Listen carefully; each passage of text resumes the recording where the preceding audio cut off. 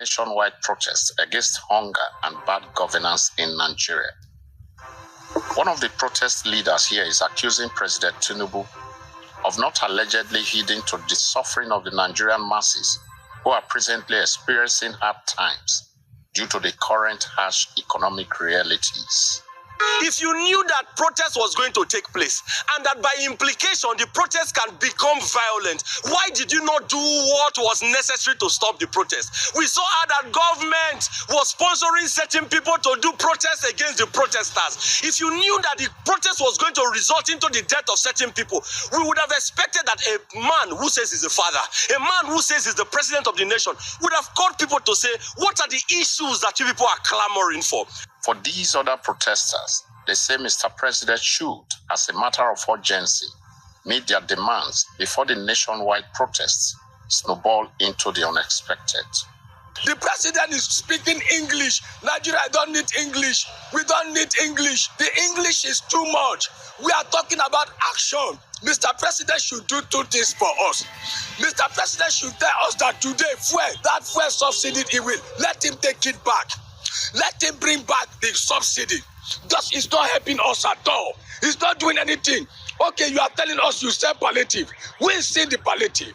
Where is the palliative? Are we surviving with palliative? If you are going to look into our stress and our situation, you had 1 year to look into it. 21 billion to renovate the vice president's house, 200 million for vehicles. Other things they have squandered in 1 year, but it was not enough to look into our plight.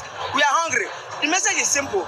Some protesters say the Sunday presidential broadcast was disappointing because it fell short of their expectations. The cry is still on. What we've been asking remains.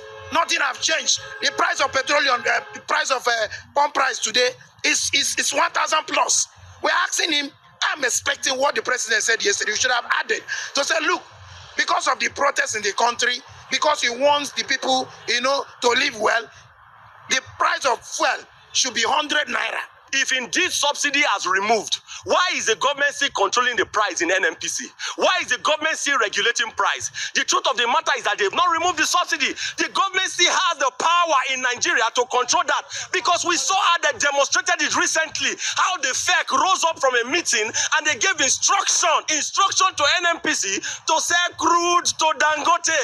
This former Niger Delta ex-agitator wants the protesters to embrace the dialogue option offered by President Tinubu, even as he defends his counterpart's last-minute withdrawal from the nationwide protests.